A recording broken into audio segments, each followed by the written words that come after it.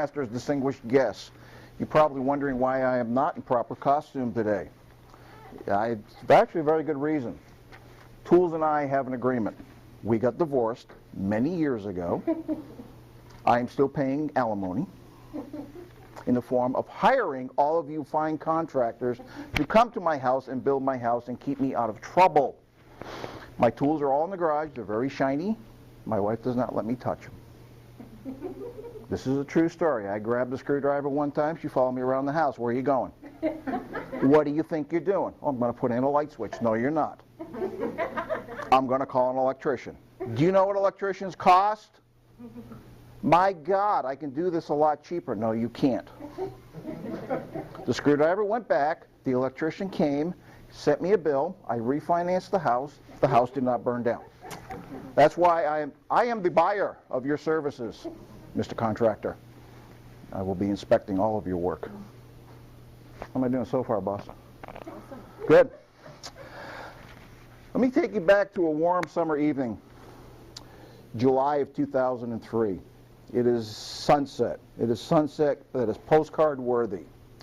My daughter and my 5-year-old grandson are at the house, and they are indulging their gastronomical desires as they eat Grandpa's barbecued ribs. Now, these ribs are good enough to make all of Kansas City weep with envy. They're that good. And after dinner, my grandson decides that it's time to horseplay, and he wants to show me at the age of 5 that he can outrun me and I can't catch him. Well, I did catch him. I got longer legs.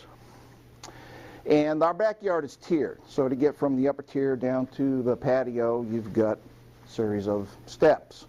And I'm carrying this 5-year-old down the steps. I missed the last step. And I can feel myself going head over tea kettle. I've got a 5-year-old baby, he's my baby, in my arms. Parental instinct takes over, and I'm grabbing the kid. Now, I can't break my fall. I hit the fence. And I learned what it means when the moving force hits the immovable object. Fences are mean people. The fence threw me to the ground. The next thing I learned is everything I suspected about concrete is true.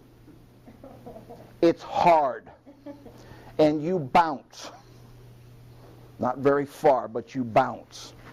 My daughter, I have not seen her move this fast since she was a teenager and the phone rang. Travels 30 feet across the patio faster than a Nolan Ryan fastball can go from the pitcher's mound to home plate. Within 0.2 of a second, this child was grabbing her son, who was laughing. He thought this was great.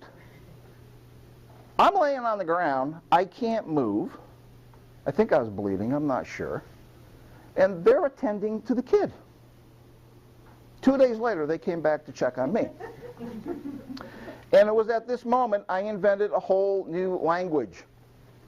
And if you see me after, I'll give you some of the vocabulary of that language. I can't repeat it here because Stephen's recording this. My wife looks me over and says, "Gee, we need to take you to the emergency room at St. V's." And I said, "Well, wait a minute. You know what that's going to cost?" And I started calculating very quickly in my head, the insurance deductible is this, the out-of-pocket is this, emergency rooms cost about $1 bajillion. I suddenly became a Democrat, and I'm in favor of universal health care now. We traveled to the emergency room. My darling wife is driving. I am speaking my new language. I'm trying to communicate with the other cars on 217. They're not listening. They're not even getting the hell out of the way. But finally, we make it to the ER.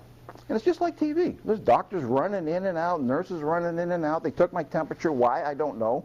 I can't move my shoulder. For the first time since my mother died in 1990, I am bawling like a 2-year-old.